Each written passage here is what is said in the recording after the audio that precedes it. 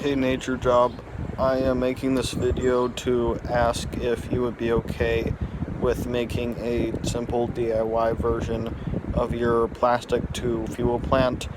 I am very interested in turning waste into fuel, and in this video I'm turning wood into wood gas and burning it through pyrolysis like you are, and I am asking if you can please make a simpler DIY version so that I can make my own version of it.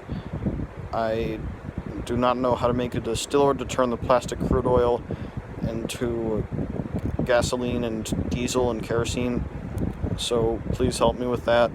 I'm very interested in the science, and this video proves that I've done it. Please, I wish that you please help me with this Nature Job. Thank you.